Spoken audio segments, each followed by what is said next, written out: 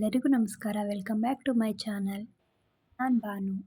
ಬೆಳಗ್ಗೆಯಿಂದನೇ vlog start ಮಾಡ್ಕೊಂಡಿದ್ದೀನಿ. Time ಬಂದು 7:30 ಆಗಿದೆ. ವಾತಾವರಣ ಕೂಡ ಯಾಕೋ ಮೋಡ ಮೋಡ ಥರ ಇದೆ. ಬಿಸಿಲೇ ಬಂದಿಲ್ಲ. ಯಾಕೋ ಬೆಳಗ್ಗೆನೇ ಮಳೆ ಬರೋ ಥರ ಕಾಣಿಸ್ತಾ ಇದೆ. ನೋಡಬೇಕು. ಇವತ್ತು ಗುರುವಾರ, ರಾಯರ ವಾರ. ಇವತ್ತು ನಾನು ನನ್ನ ದಿನನ ಹೇಗೆ ಸ್ಟಾರ್ಟ್ ಮಾಡ್ಕೊಳ್ತೀನಿ ಅನ್ನೋದನ್ನು ಇವತ್ತಿನ ವ್ಲಾಗ್ನಲ್ಲಿ ತಿಳಿಸ್ಕೊಡ್ತೀನಿ. ಬನ್ನಿ. ಗಿಡಗಳಿಗೆಲ್ಲ ನೀರು ಹಾಕ್ತಾನೆ ಇವತ್ತು ನನ್ನ ದಿನನ ಸ್ಟಾರ್ಟ್ ಮಾಡ್ಕೊಂಡಿದ್ದೀನಿ. ನೋಡಿ, ಈ ಗಿಡದ ನೇಮ್ ಏನು ಅಂತ ಗೊತ್ತಿದ್ದರೆ ಕಮೆಂಟ್ ಮಾಡಿ. ನಮ್ಮ ದೊಡ್ಡಮ್ಮ ಕೊಟ್ಟಿದ್ರು, ಹಾಗಾಗಿ ತಂದಾಕ್ತೆ. ತುಂಬ ಚೆನ್ನಾಗಿ ಗ್ರೋ ಆಗಿದೆ, ತುಂಬ ಚೆನ್ನಾಗಿ ಕಾಣಿಸುತ್ತೆ. ಹಾಗೆ ಮನಿ ಪ್ಲ್ಯಾಂಟ್ನೂ ಕೂಡ ಇಟ್ಕೊಂಡಿದ್ದೀನಿ. ನನಗೆ ಮನೆಯೊಳಗಡೆ ಗಿಡಗಳು ಇಡೋದಂದರೆ ತುಂಬಾ ಇಷ್ಟ, ಹಾಗಾಗಿ ಇಟ್ಕೊಂಡಿರ್ತೀನಿ. ತುಂಬಾ ಇದೆ ಇನ್ನೂ. ಇವತ್ತು ಬೆಳಗಿನ ತಿಂಡಿಗೆ ಪಲಾವ್ ಮಾಡಬೇಕು ಅಂತ ಪ್ಲ್ಯಾನ್ ಮಾಡ್ಕೊಂಡಿದ್ದೀನಿ. ಬನ್ನಿ ಹೇಗೆ ಮಾಡ್ತೀನಿ ನಾನು ಅಂತ ನಿಮಗೆ ತೋರಿಸ್ಕೊಡ್ತೀನಿ. ಕ್ಯಾರೆಟ್, ಕ್ಯಾಪ್ಸಿಕಮ್, ಹಸಿರುಮೆಣ್ಸಿನ್ಕಾಯಿ, ಬೆಳ್ಳುಳ್ಳಿ, ಈರುಳ್ಳಿ, ಹಸಿರುಮೆಣ್ಸಿನ್ಕಾಯಿ, ಕೊತ್ತಂಬರಿ ಸೊಪ್ಪು ಎಲ್ಲನೂ ರೆಡಿ ಮಾಡಿ ಇಟ್ಕೊಂಡಿದ್ದೀನಿ. ನೈಟೇ ನೆನೆಸಿಟ್ಕೊಂಡಿರೋಂತಹ ಕಾಬೂಲ್ ಕಡಲೆ, ಬಟಾಣಿ, ಕಿಡ್ನಿ ಬೀನ್ಸ್ ಇವ್ರೂ ನೈಟೇ ನೆನೆಯಕ್ಕಿಟ್ಟಿದ್ದೆ. ಮೊದಲಿಗೆ ಒಂದು ಕುಕ್ಕರ್ ಇಟ್ಕೊಂಡು 1 ಸ್ಪೂನ್ ಜೀರಿಗೆ, 1 ಸ್ಪೂನ್ ಸಾಸಿವೆ, 1 ಸ್ಪೂನ್ ಸೋಂಪನ್ನು ಹಾಕ್ಕೊತಾ ಇದ್ದೀನಿ. ಅದಾದ ನಂತರ ಕಟ್ ಮಾಡಿ ಇಟ್ಕೊಂಡಿರೋಂತಹ ಮೆಣಸಿನ್ಕಾಯಿ, ಬೆಳ್ಳುಳ್ಳಿ ಜಜ್ಜಿಟ್ಕೊಂಡಿರೋವಂಥದ್ದು, ಹಾಗೆ ಈರುಳ್ಳಿ, ಕ್ಯಾಪ್ಸಿಕಮ್, ಕ್ಯಾರೆಟ್, ಟೊಮೊಟೊ ಎಲ್ಲವುದನ್ನು ಹಾಕಿ ಸ್ವಲ್ಪ ಡೀಪ್ ಫ್ರೈ ಮಾಡ್ಕೊಳ್ತಾ ಇದ್ದೀನಿ. ಅದಾದ ನಂತರ ನೆನೆಸಿಟ್ಕೊಂಡಿರೋಂಥ ಕಾಳುಗಳನ್ನು ಸ್ವಲ್ಪ ಡೀಪ್ ಫ್ರೈ ಮಾಡಿಕೊಂಡು ಹುರ್ಕೊಂಡು ಇಟ್ಕೊಳ್ತಾ ಇದ್ದೀನಿ. ಅದಾದ ನಂತರ ಸ್ವಲ್ಪ ಸ್ಪೈಸಸ್ಗೋಸ್ಕರ 1 ಸ್ಪೂನ್ ಅಚ್ಕಾರದ ಪುಡಿ, 1 ಸ್ಪೂನ್ ಧನಿಯಾ ಪುಡಿ, 1 ಸ್ಪೂನ್ ಗರಂ ಮಸಾಲ ಹಾಕಿ ನೀಟಾಗಿ ಫ್ರೈ ಮಾಡ್ಕೊಳ್ತಾ ಇದ್ದೀನಿ. ನಿಮ್ಗೆಲ್ಲರಿಗೂ ಗೊತ್ತಿರೋ ಹಾಗೆ 1 ಲೋಟ ಅಕ್ಕಿ 2 ಲೋಟ ನೀರು ಹಾಕ್ತಾರೆ. ಹಾಗಾಗಿ ನಾನು 1 ಲೋಟ ತೊಗೊಂಡಿದ್ದೀನಿ ಅಕ್ಕಿನ, ಹಾಗಾಗಿ 2 ಲೋಟ ನೀರು ಹಾಕಿದ್ದೀನಿ. ಹಾಗೆ ಸ್ವಲ್ಪ ಚೆನ್ನ ಮಸಾಲನೂ ಕೂಡ ಆ್ಯಡ್ ಮಾಡ್ತಾಯಿದ್ದೀನಿ. ಟೇಸ್ಟ್ ಮಾತ್ರ ತುಂಬ ಚೆನ್ನಾಗಿ ಬರುತ್ತೆ. ಹಾಗೆ ಒಂದು 1/4 ಟೇಬಲ್ ಸ್ಪೂನ್ ಆಗೋಷ್ಟು ಅರಿಶಿನ, ರುಚಿಗೆ ತಕ್ಕಷ್ಟು ಉಪ್ಪು ಹಾಕಿ ನೀಟಾಗಿ ಮಿಕ್ಸ್ ಮಾಡಿಕೊಂಡು ಸ್ವಲ್ಪ ಹೊತ್ತು ಕುದಿಲಿಕ್ಕೆ ಬಿಟ್ಟು, ಅದಾದ ನಂತರ ಅಕ್ಕಿ ಹಾಕ್ತಾಯಿದ್ದೀನಿ. ಸ್ವಲ್ಪ ಕೊತ್ತಂಬರಿ ಸೊಪ್ಪನ್ನ ಹಾಕ್ತಾಯಿದ್ದೀನಿ. ಹಾಕಿ ಲಿಡ್ನ ಕ್ಲೋಸ್ ಮಾಡ್ತಾಯಿದ್ದೀನಿ. ಈಗ ನೋಡಿ, ಪಲಾವ್ ರೆಡಿಯಾಗಿದೆ. ತುಂಬ ಚೆನ್ನಾಗಿ ಬಂದಿದೆ ಉದುದ್ರಾಗಿ. ಸ್ಮೆಲ್ ಮಾತ್ರ ತುಂಬ ಚೆನ್ನಾಗಿ ಬರ್ತಾಯಿದೆ. ನೋಡಿ, ಈ ರೀತಿ ಸರ್ವ್ ಮಾಡ್ಕೊಂಡಿದ್ದೀನಿ. ಸ್ವಲ್ಪ ಮೊಸರು ಇದ್ರಂತೂ ಕಾಂಬಿನೇಷನ್ ತುಂಬ ಸೂಪರಾಗಿರುತ್ತೆ. ಸೈಡಿಗೆ ಸ್ವಲ್ಪ ಸ್ನ್ಯಾಕ್ಸ್ ಕೂಡ ಹಾಕಿದ್ದೀನಿ. ನನ್ನ ಹಸ್ಬೆಂಡ್ ಕೂಡ ಈ ಥರ ಇದ್ದರೆ ತುಂಬ ಇಷ್ಟಪಟ್ಟು ತಿಂತಾರೆ. ಅವರು ಕೂಡ ತಿಂಡಿನೆಲ್ಲ ಮುಗಿಸ್ಕೊಂಡು ಆಫೀಸ್ಗೆ ಹೊರಟರು. ಟೇಸ್ಟ್ ಮೇಲ್ಗಡೆ ಸ್ವಲ್ಪ ಬಟ್ಟೆ ಒಣಗಾಕಿದ್ದೆ, ಅದನ್ನು ತೊಗೊಂಡು ಬರೋಣ ಅಂತ ಬರ್ತಾಯಿದ್ದೀನಿ ಇವಾಗ. ಕೆಲವೊಂದು ಸಾರಿ ಬಟ್ಟೆಗಳನ್ನ ಸಾಯಂಕಾಲ ತನಕ ಬಿಟ್ಬಿಟ್ರೆ ಸ್ವಲ್ಪ ಮೆತ್ತಗಾದಂಗೆ ಅನ್ನಿಸ್ತಾ ಇರುತ್ತೆ. ಅದು ಬೆಚ್ಚಗಿರೋ ಫೀಲೇ ಬರಲ್ಲ. ಇಡ್ಲಿಕ್ಕೂ ಅಷ್ಟು ಕಂಫರ್ಟಬಲ್ ಅನಿಸಲ್ಲ. ಅದನ್ನು ಮಡಚಿಟ್ರೂ ಸ್ವಲ್ಪ ಮುಗ್ಲು ಥರ ಸ್ಮೆಲ್ ಬರೋ ಚಾನ್ಸಸ್ ಇರುತ್ತೆ. ಹಾಗಾಗಿ ಸ್ವಲ್ಪ ಬಿಸಿಲಿದ್ದಂಗೆ ಬಟ್ಟೆಗಳನ್ನ ತೊಗೊಂಡೋಗ್ಬಿಡ್ತೀನಿ. ಬಟ್ಟೆಗಳು ಸ್ವಲ್ಪ ಬೆಚ್ಚಗಿರೋ ಮಡಿಸ್ಲಿಕ್ಕೂ ನನಗೂ ಖುಷಿ ಆಗುತ್ತೆ.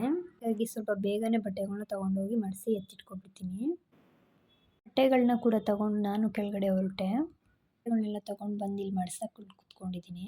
ಬಟ್ಟೆ ಎಲ್ಲನೂ ಮಡಿಸ್ಕೊಂಡು ಇಟ್ಕೊಂಡು ನೀಟಾಗಿ ಕಬೋರ್ಡಲ್ಲಿ ಇಟ್ಟಿಡೋಣ ಅಂತ ಬಂದೆ. ನನ್ನ ಹಸ್ಬೆಂಡಂತೂ ಎಷ್ಟು ಸಲ ಬಟ್ಟೆ ಜೋಡಿಸ್ಕೊಟ್ರು ಈ ಥರ ಕಿತ್ತಾಕ್ತಾ ಇರ್ತಾರೆ. ಯಾವಾಗಲೂ ಬಟ್ಟೆ ಜೋಡಿಸೋದು ಇಕ್ಕೋದು ಆಗುತ್ತೆ. ಇನ್ನು ನನ್ನ ಬಟ್ಟೆಗಳಂತೂ ಕಬೋರ್ಡಲ್ಲಿ ಸ್ಟೋರ್ ಮಾಡಿ ಇಟ್ಕೊಂಡಿದ್ದೀನಿ. ಅಲ್ಲಿ ಮಂಚ ಇಕ್ಕಿರೋದ್ರಿಂದ ನನಗೆ ಸ್ವಲ್ಪ ಓಡಾಡ್ಲಿಕ್ಕೆ ಕಷ್ಟ ಅಲ್ಲಿ. ಅದಕ್ಕೆ ಕೆಳಗೆ ಕೂತ್ಕೊಂಡು ಎಲ್ಲ ನೀಟಾಗಿ ಜೋಡಿಸ್ಕೊಂಡು ಇಟ್ಕೋಬೇಕು. ಈ ಥರ ಜೋಡಿಸಿ ಎಲ್ಲನೂ ಇಟ್ಕೊತಾ ಇದ್ದೀನಿ. ಸ್ನಾನಕ್ಕೂ ಕೂಡ ಗೀಝರ್ ಹಾಕ್ಕೊಂಡು ಎಲ್ಲ ಗುಡಿಸ್ಕೊಳ್ಳೋಣ ಅಂತ ಹೊರಟೆ. ಇದು ಕಿಚನಲ್ಲಿ ಸ್ವಲ್ಪ ಕಿಟಕಿ ಓಪನ್ ಇರೋದ್ರಿಂದ ಮನೆ ಒಳಗಡೆ ತುಂಬ ಧೂಳು ಬರುತ್ತೆ. ಏನು ಕೆಲಸ ಓಡಾಡೇ ಇಲ್ಲ ಅಂದ್ರೂ ತುಂಬ ಧೂಳಿರುತ್ತೆ. ಯಾವಾಗಲೂ ಗುಡಿಸ್ಕೊತಾನೇ ಇರಬೇಕು. ಎಲ್ಲ ಗುಡಿಸಿದ್ದಾಯಿತು. ಇವಾಗ ನೆಲ ಎಲ್ಲ ಒರೆಸ್ಕೊತಾ ಇದ್ದೀನಿ. ನಾನು ಡೈಲಿ ನೆಲನ ಒರೆಸ್ಕೊತಾ ಇರ್ತೀನಿ. ಹಾಗಾಗಿ ಇವತ್ತೂ ರ್ಯಾಂಡಮಾಗಿ ಒರೆಸ್ಕೊತಾ ಇದ್ದೀನಿ. ಎಲ್ಲ ಒರೆಸಿದ್ದಾಯಿತು. ಚೇರ್ಗಳನ್ನೆಲ್ಲ ಅದರ ಜಾಗಕ್ಕೆ ಎತ್ತಿಡ್ತಾ ಇದ್ದೀನಿ. ನಾನು ಆದಷ್ಟು ಮನೇನ ನೀಟಾಗಿ ಇಟ್ಕೊಳ್ಳೋಕ್ಕೆ ಟ್ರೈ ಮಾಡ್ತೀನಿ. ಇಲ್ಲಿ ಪ್ಯಾಸೇಜ್ ಎಲ್ಲ ಗುಡಿಸಿದ್ದಾಯಿತು, ಒರೆಸಿದ್ದಾಯಿತು. ಇವಾಗ ಹೊಸ್ಲನ್ನ ಒರೆಸ್ಕೊತಾ ಇದ್ದೀನಿ. ನಾನು ಹೊಸ್ಲನ್ನ ಒರೆಸೋಕ್ಕೆ ಈ ಥರ ಸಪ್ರೇಟಾಗಿ ಒಂದು ಬಟ್ಟೆನ ಇಟ್ಕೊಂಡಿರ್ತೀನಿ. ಎಲ್ಲ ನೀಟಾಗಿ ಕ್ಲೀನ್ ಆಗುತ್ತೆ. ನಾನು ಬೇರೆ ಬಟ್ಟೆಲೆಲ್ಲ ಒರೆಸಲ್ಲ. ಹಾಗಾಗಿ ಅರಿಶಿನ ಕುಂಕುಮ ಎಲ್ಲ ಇಟ್ಕೊತಾ ಇದ್ದೀನಿ. ಹೊಸ್ಲಿಗೆ ಒಬ್ಬೊಬ್ಬರು ಅರಿಶಿನ ಕುಂಕುಮನ 3 ಕಡೆ ಇಡ್ತಾರೆ. ನಾನು 5 ಕಡೆ ಇಡ್ತೀನಿ. ನಮ್ಮ ಮಮ್ಮಿ ಹೇಳ್ಕೊಟ್ಟಿದ್ರು. 5 ಕಡೆ ಇಡು ಅಂತ ಹೇಳಿದರು. ಹಾಗಾಗಿ 5 ಕಡೆ ಇಡ್ತೀನಿ ನಾನು. ಒಬ್ಬೊಬ್ಬರು 3 ಕಡೆನೂ ಇಡ್ತಾರೆ. ಅವ್ರವ್ರು ಹೆಂಗೆ ಅಭ್ಯಾಸ ಮಾಡ್ಕೊಂಡಿರ್ತಾರೋ ಆ ಥರ. ನಾನು 3 ಕಡೆ ಇಡ್ತೀನಿ. ಹಾಗಾಗಿ ನಾನು 3 ಕಡೆನೇ ಅಭ್ಯಾಸ ಮಾಡ್ಕೊಂಡಿದ್ದೀನಿ. ಈಗ ಸ್ವಲ್ಪ ಸಿಂಪಲಾಗಿ ಒಂದು ರಂಗೋಲಿ ಹಾಕೋಣ ಅಂತ ಹಾಕ್ತಾಯಿದ್ದೀನಿ. ನನಗೆ ರಂಗೋಲಿ ಹಾಕೋದಂದರೆ ತುಂಬ ಇಷ್ಟ. ಫೋನಲ್ಲೆಲ್ಲ ಸರ್ಚ್ ಮಾಡ್ತಾಯಿರ್ತೀನಿ ಈಸಿ ರಂಗೋಲಿ ಯಾವ್ಯಾವ್ದು ಬರುತ್ತೆ ಅಂತ. ಅದು ನೆನ್ಪಿಟ್ಕೊಳ್ಳಿಕ್ಕೆ ತುಂಬ ಕಷ್ಟ ಸ್ವಲ್ಪ ನನಗೆ. ಹಾಗಾಗಿ ಫೋನಲ್ಲಿ ಸೇವ್ ಮಾಡಿ ಇಟ್ಕೊಂಡಿರ್ತೀನಿ.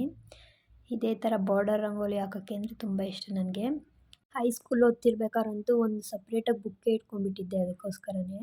ರಂಗೋಲಿಗಳನ್ನ ಯಾರ್ಯಾರು ಹಳೆ ಕಾಲದವ್ರು ಇರ್ತಾರೆ ನೋಡಿ, ಅವರು ಒಂದು ಬುಕ್ಕಿಗೆ ಬರೆದಿಟ್ಕೊಂಡಿರ್ತಾರೆ.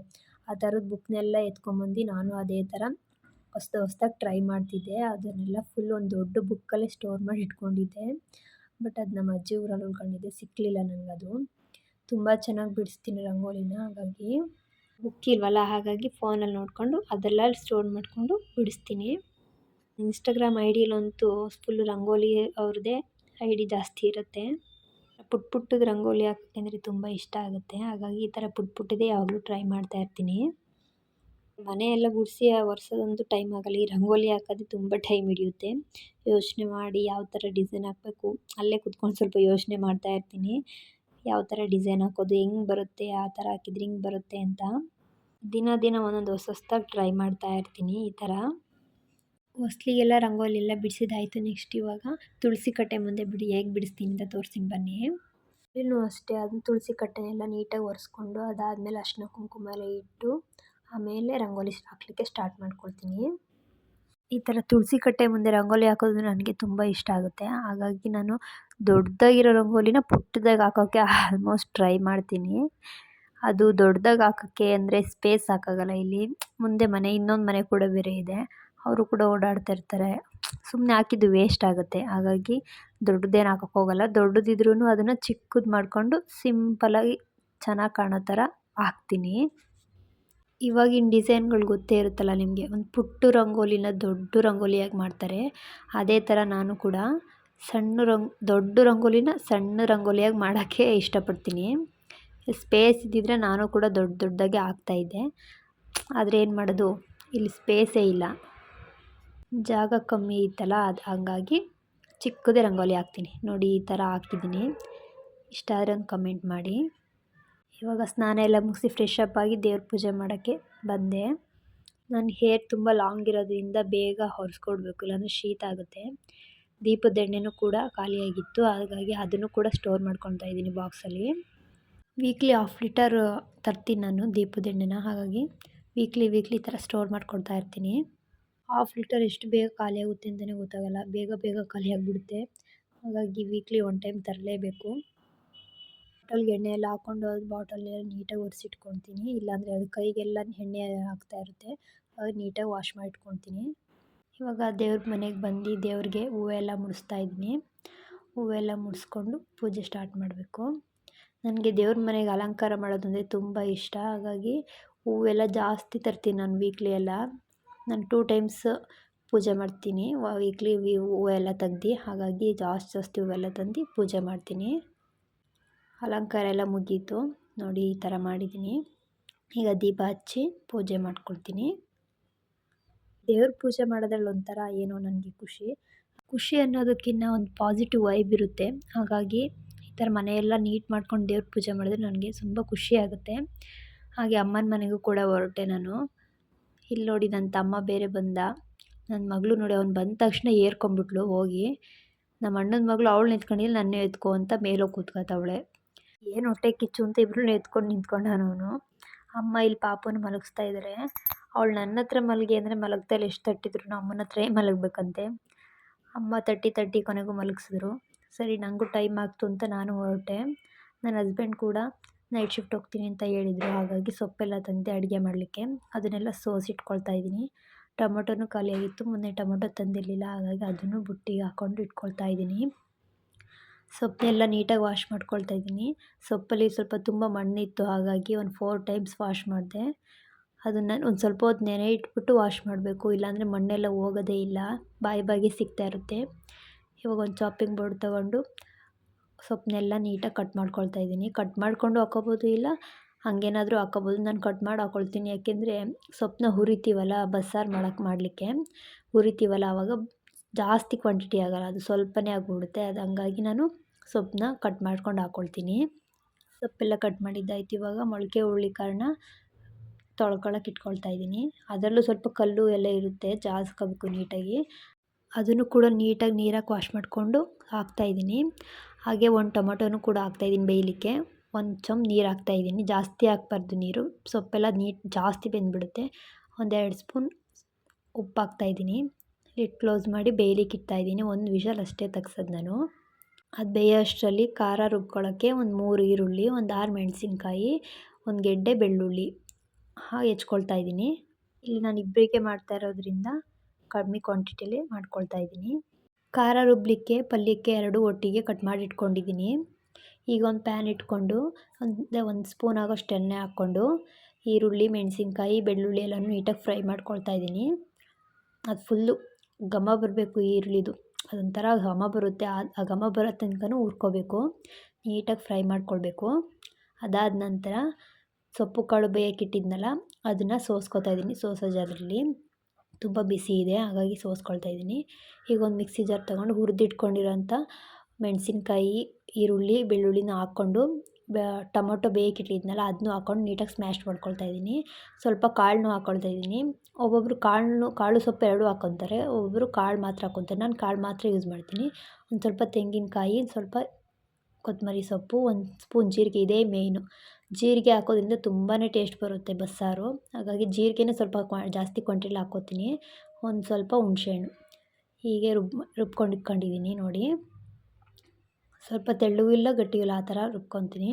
ಈಗ ಒಂದು ತಪ್ಪಲೆ ಇಟ್ಕೊಂಡು ಒಂದು 2 ಸ್ಪೂನ್ ಎಣ್ಣೆ ಹಾಕ್ಕೊಂಡು 1 ಸ್ಪೂನ್ ಸಾಸಿವೆ, ಒಂದು ಸ್ವಲ್ಪ ಕರಿಬೇವು ಹಾಕಿ ಚೆನ್ನಾಗಿ ಫ್ರೈ ಮಾಡ್ಕೊಳ್ತಾ ಇದ್ದೀನಿ. ಅದಾದಮೇಲೆ ಖಾರ ರುಬ್ಬಿಟ್ಕೊಂಡಿದ್ನಲ್ಲ ಅದನ್ನು ಹಾಕಿ ಇನ್ನೊಮ್ಮೆ ನೀಟಾಗಿ ತಿರುಗಿಸ್ಕೊಂಡು ಫ್ರೈ ಮಾಡ್ಕೊಳ್ತಾ ಇದ್ದೀನಿ. ಅದಾದಮೇಲೆ ಸಪ್ಪೆ ರಸ ಬಿಡ್ತಾ ಇದ್ದೀನಿ. ಇದಕ್ಕೆ ಎಕ್ಸ್ಟ್ರಾ ನೀರೇನೂ ಹಾಕೋಂಗಿಲ್ಲ, ಸಪ್ಪೆ ರಸ ಮಾತ್ರ ಬಿಡಬೇಕು. ಆ ಸಪ್ಪೆ ರಸ ಬಿಡಲಿಲ್ಲ ಅಂದರೆ ಬಸ್ಸಾರಿನ ಟೇಸ್ಟೇ ಇರಲ್ಲ, ಹಾಗಾಗಿ ಸಪ್ಪೆ ರಸ ಜಾಸ್ತಿ ಕ್ವಾಂಟಿಟಿ ಇಟ್ಕೊಂಡಿರ್ತೀನಿ. ಅದಾದಮೇಲೆ ರುಚಿಗೆ ತಕ್ಕಷ್ಟು ಉಪ್ಪು ಹಾಕಿದ್ರೆ ಬಸ್ಸಾರು ರೆಡಿ ಆಗುತ್ತೆ. ಮೊಳಕೆ ಹುರುಳಿಕಾಳು ಬಸ್ಸಾರು. ಈಗ ಪಲ್ಯ ಮಾಡ್ಕೊಳ್ಳಿಕ್ಕೆ ಒಂದು 2 ಸ್ಪೂನ್ ಎಣ್ಣೆ, ಸ್ವಲ್ಪ ಕರಿಬೇವು, ಮೆಣಸಿನ್ಕಾಯಿ, ಈರುಳ್ಳಿ ಎಲ್ಲನೂ ಹಾಕಿ ನೀಟಾಗಿ ಫ್ರೈ ಮಾಡ್ಕೊಳ್ತಾ ಇದ್ದೀನಿ. ಅದು ನೀಟಾಗಿ ಫ್ರೈ ಆದಮೇಲೆ ಸೊಪ್ಪು ಕಾಳು ಎಲ್ಲನೂ ಹಾಕಿ ಮಿಕ್ಸ್ ಮಾಡ್ತಾ ಇದ್ದೀನಿ. ಅದಾದ ನಂತರ ಎಲ್ಲ ಮಿಕ್ಸ್ ಆಗೋ ಥರ ತಿರುಗಿಸ್ಕೊಂಡು ತೆಂಗಿನಕಾಯಲ್ಲಿ ಹಾಕಿ ಎಲ್ಲನೂ ಮಿಕ್ಸ್ ಮಾಡಿಕೊಂಡ್ರೆ ರುಚಿಯಾದ ಸೊಪ್ಪು ಕಾಳು ರೆಡಿಯಾಗುತ್ತೆ. ಅದ್ರ ಜೊತೆಗೇ ಮುದ್ದೆಗೂ ಕೂಡ ಬೇಯಕ್ಕಿಟ್ಟಿದ್ದೆ, ಅದು ಕೂಡ ಬೆಂದಿತ್ತು. ಮುದ್ದೆನೂ ಕೂಡ ಕಟ್ಲಿಕ್ಕೆ ಸ್ಟಾರ್ಟ್ ಮಾಡ್ಕೊಂಡಿದ್ದೀನಿ. ನೀವು ಅಂದ್ಕೊಳ್ತಾ ಇರ್ಬೋದು, ಮುದ್ದೆ ಕೋಲಲ್ಲಿ ಮುದ್ದೆ ತಿರುಗಿದ್ರೆ ಎಲ್ಲರೂ ಇವರೇನು ಸೋಸೋ ಜಾಗದಲ್ಲಿ ಮುದ್ದೆ ತಿರುಗ್ತವ್ರೆ ಅಂತ. ನನ್ನ ಹತ್ರ ಮುದ್ದೆ ಕೋಲಿಲ್ಲ, ಹಾಗಾಗಿ ಈ ಥರ ಐಡಿಯಾ ಮಾಡ್ಕೊಂಡಿದ್ದೀನಿ. ಈ ಒಂದು ಐಡಿಯಾನು ತುಂಬ ಚೆನ್ನಾಗಿ ವರ್ಕ್ ಆಯಿತು, ಹಾಗಾಗಿ ಇದರಲ್ಲೇ ತಿರುಗೋಕ್ಕೆ ಸ್ಟಾರ್ಟ್ ಮಾಡಿದ್ದೀನಿ. ನನಗೆ ಜಾಸ್ತಿ ಕ್ವಾಂಟಿಟಿಲೆಲ್ಲ ಮುದ್ದೆ ಮಾಡೋಕ್ಕೆ ಬರೋದಿಲ್ಲ, ಇವಾಗ ಹೊಸ್ದಾಗಿ ಕಲ್ತ್ಕೊಂಡಿದ್ದೀನಿ. ಮುದ್ದೆ ಮಾಡ್ಲಿಕ್ಕೆ ಬರ್ತಿರ್ಲಿಲ್ಲ ಮುಂಚೆ ಎಲ್ಲ ನನಗೆ, ಹಾಗಾಗಿ ಇವಾಗ ಇಬ್ಬರಿಗಾಗೋಷ್ಟು ಮುದ್ದೆ ತಿರುಗ್ತೀನಿ. ಜಾಸ್ತಿ ಜನಕ್ಕೆಲ್ಲ ಆದರೆ ತಿರುಗೋಕ್ಕೆ ಬರಲ್ಲ. ಜಾಸ್ತಿ ಜನಕ್ಕೆ ತಿರುಗಬೇಕು ಅಂದರೆ ಸ್ವಲ್ಪ ಗಂಟಾಗುತ್ತಲ್ಲ, ಅದು ಚಾನ್ಸಸ್ ಬರುತ್ತಾ, ಹಂಗಾಗಿ ನಾನು ತಿರುಗಲ್ಲ. ಈ ಥರ 2 ಮುದ್ದೆ 3 ಮುದ್ದೆ ಆದರೆ ಮಾಡ್ಕೊಳ್ತೀನಿ. ತುಂಬ ಚೆನ್ನಾಗಿ ಕಟ್ತೀನಿ ಇವಾಗ, ಮುಂಚೆ ಸ್ವಲ್ಪ ಕಟ್ಟೋಕ್ಕೆ ಬರ್ತಿರ್ಲಿಲ್ಲ. ನೋಡಿ ಮುದ್ದೆ ಕಟ್ಟಿ ಮುಗೀತು. ಈಗ ಮೊಳಕೆ ಕಾಳಿನ ಬಸ್ಸಾರು ರೆಡಿಯಾಗಿದೆ. ನೋಡ್ತಿದ್ರೆ ಬಾಯಲ್ಲಿ ನೀರು ಬರ್ತಾಯಿದೆ. ಸೊ ಗಾಯ್ಸ್, ಈ ಒಂದು ಲಾಗ್ನ ಇಲ್ಲೇ ಎಂಡ್ ಮಾಡ್ತಾ ಇದ್ದೀನಿ. ಈ ಒಂದು ಲಾಗ್ ನಿಮಗೆ ಇಷ್ಟ ಆಗಿದ್ದರೆ ಪ್ಲೀಸ್ ಒಂದು ಲೈಕ್ ಮಾಡಿ, ಶೇರ್ ಮಾಡಿ, ಕಮೆಂಟ್ ಮಾಡಿ, ಫ್ಯಾಮಿಲಿ ಜೊತೆ ಶೇರ್ ಮಾಡ್ಕೊಳ್ಳಿ. ನಾಳೆ ಇನ್ನೊಂದು ಹೊಸ ಲಾಗ್ ಜೊತೆಗೆ ಸಿಗ್ತೀನಿ. ಬಾಯ್.